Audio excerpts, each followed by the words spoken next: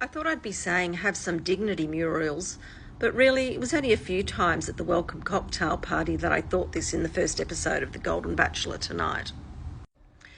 Seriously, the 20 women competing for Bear Murden's affections were all pretty fit and foxy, and at the age that they all appeared to be fairly genuine, and hopefully as the show progresses we'll see them enjoy the show and give zero fucks about whether they ultimately win the final rose. As I said in a previous TikTok, I am surprised the casting directors found 20 postmenopausal women who wanted to date a man, let alone date a man on a show or compete for a man on a show, but here we are. But over the course of the season, I am hoping a few will quit with a "this is bollocks" and "I'm seeing red flags," because surely once you get to our age, you do learn a few lessons in love, or should I say learn a few lessons about men. I'm also hoping that a couple of the women run off together as well.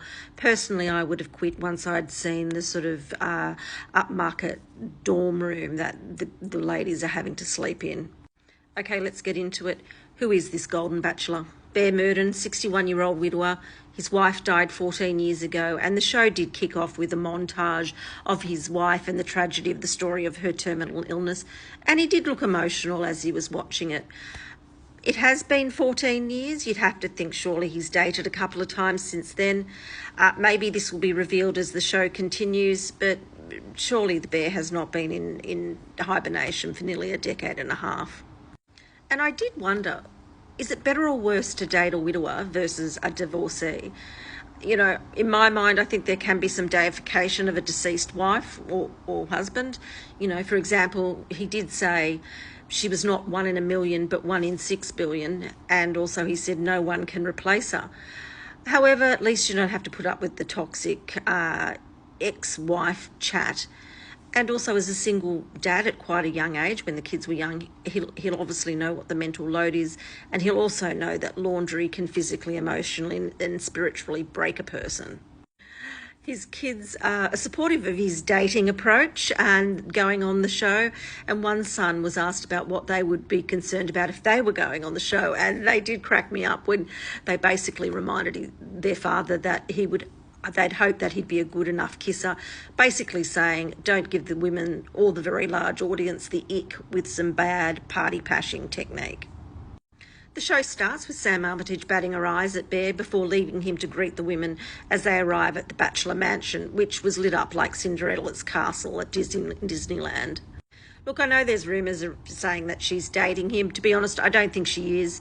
I mean, it'd be pretty unprofessional for the host to actually win The Bachelor. Janet, a 61-year-old Pilates instructor, was the first out of the cars, and she said she had butterflies. Shamsi, a 60-year-old interior designer, was the next one out, and she was smart to grasp onto their shared Canadian background. I'm sure we'll see more of them talk about that as the show progresses. Ilizete, I think I'm pronouncing it right, a Brazilian property manager, turned up like she'd just flown in from the Rio Carnivale. By the way, banging body and serious dancing chops, though she does lose points for having an undignified exit from the car. She had difficulty getting out because of her outfit. And to be honest, I thought Bear's body language was not positive towards her, particularly when she started rumbaing him. But props to her for not underselling herself. She proclaimed, "I am beautiful," and she certainly is. Terry, 61-year-old property investor, hopefully took great delight in being able to, 26 years later, diss her ex-husband on national TV, saying he'd had an affair and that was why they'd split. She said she was scared she'd have her heart broken again. Hopefully she's got a good therapist to give her some resilience, because I think she's going to need it on this show. Now, Bianca Dye, 51, is the youngest of the bachelorettes, and I did think she might have gone on the show to provide her media career with some momentum, but she did give us some vulnerable moments, like at the welcome cocktail party, saying she felt that she was back at high school and not being picked, and also concerned that he would just view her as the loud, funny one. But also, I've got to say to her, Bianca, sure, you don't need to be fighting for a 61-year-old bloke. You could be pulling the guys in their 40s. Sunny showed why she's a CEO of a company when she turned up with her strong marketing skills. She turns up with the golf club, spanks Bear on the butt, which he looks slightly unsure about. I get the feeling the guy's not going to be into the dom submissive kink, and then tops it off by pulling a golden ball out of her cleavage and presenting it to the golden bachelor. I know there's a double entendre in there somewhere. Lauren rode in on a stallion, managed to skillfully grab his attention while not giving out an Equus vibe, ensuring she was definitely going to get a rose tonight.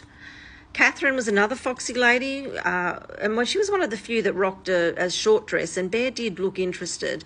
The faux arm wrestle was a slightly naff, as was the winner's kiss, as it was more of a peck.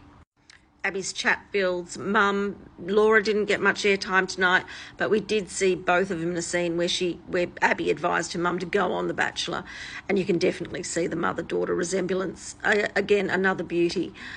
I swear the single men in their 50s and 60s watching this show must be wondering why these women aren't appearing on their apps as they're swiping away. At the cocktail party, Sunny grabbed Bear first, and then there was this faux drama started with Kim, a doctor who arrives in a car. Apparently she races cars as well. She arrives in a Porsche, and she's insinuating she's just arrived, driven down from Brisbane, managing to arrive with, hair and makeup intact. She cleverly uses this luxury sports car as a lure before pointing out she had been widowed twice, claiming the hard-won crown of most tragic backstory. They did appear to bond over the widowhood. For context, her first husband died in a plane crash.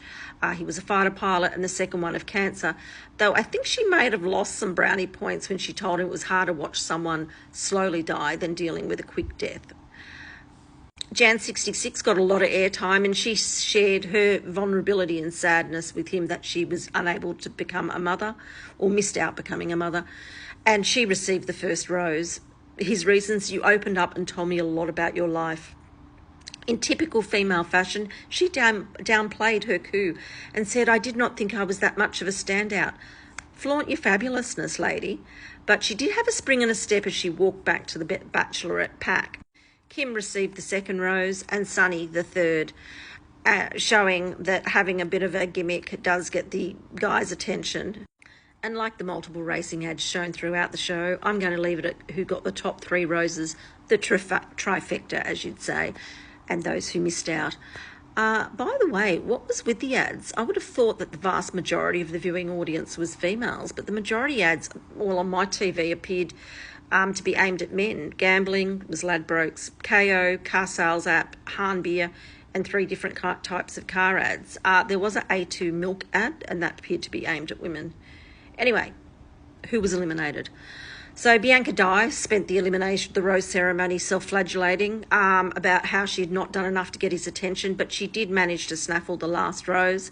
The 3 that did not get a rose were Jane, Shana, and Angela, who, by the way, I think Angela looks like a mermaid, and they were eliminated. We barely got to know you, ladies. And now it's game on as they start the dating episodes. And the next episode is Tuesday night at 7:30 on 9.